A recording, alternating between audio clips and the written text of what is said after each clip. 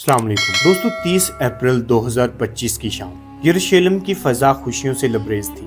पूरे इसराइल में कौमी दिन की तैयारियां अपने अरूज पर थी। हर गली, हर घर, हर इमारत पर नीले सफेद झंडे लहरा रहे थे। लोगों के चेहरों पर मुस्कुराहट थी। बच्चे आतिशबाजी के ख्वाब आंखों में सजाए बैठे थे, लेकिन किसी को खबर न थी कि फितरत एक खामोश तूफान तैयार कर चुकी है। उसी यरूशलेम के मगरबी जंगलात में एक छोटे से इलाके से धुआं उठना शुरू हुआ। पहले लोगों ने उसे नजरअंदाज किया। ये तो मामूल की बात है, कोई जाड़ी जल गई होगी। लेकिन वो शोला जो एक दरख्त से शुरू हुआ, जलते जलते पूरे इसराइल को लपेट में ले लेगा, ये किसी ने सोचा न था। शाम होते ही आग ने वहशी शक्ल इख्तियार कर। तेज हवाएं और खुश्क मौसम ने शोलों को आसमान तक पहुंचा दिया। इसराइल के छोटे छोटे कस्बे लम्हों में राख हो गए। कई खानदानों ने अपना सब कुछ खो दिया, घर, माल, यादें, सब कुछ। लोग जो आतिशबाजी देखने जा रहे थे, अब अपनी आंखों से अपने शहर जलते देख रहे थे। जिन्होंने गानों की तैयारी की थी, अब वो चीखों और दुआओं में बदल चुके थे।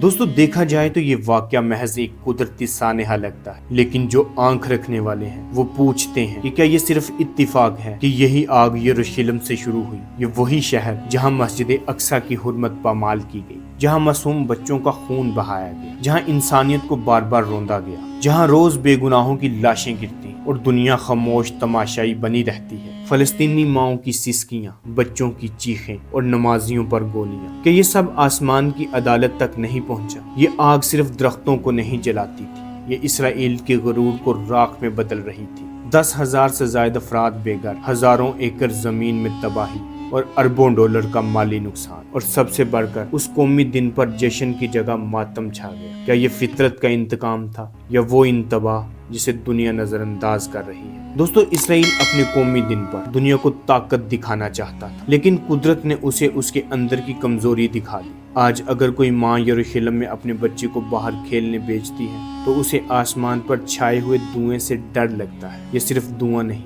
ये शायद मजलूमों की दुआओं का धुआं है जो अब फिजा में जल रहा है। ये एक सवाल है हम सब के लिए, क्या जुल्म का कोई अंजाम नहीं? क्या मासूमों के आंसू बेकार जाते हैं? क्या फितरत हमेशा खामोश रहेगी? दुनिया के जालिम कान खोल कर सुन लें, क्योंकि कुदरत के पास इंतकाम का अंदाज निराला है। दोस्तों, वीडियो पसंद आने की सूरत में वीडियो को लाइक करें, वीडियो को शेयर करें, ताकि ये मैसेज हर एक जालिम तक पहुंच जाए। और अगर आपने अभी तक हमारे चैनल को सब्सक्राइब नहीं किया, तो इसे अभी सब्सक्राइब करें। मिलते हैं अगली वीडियो में, तब तक के लिए अल्लाह हाफिज।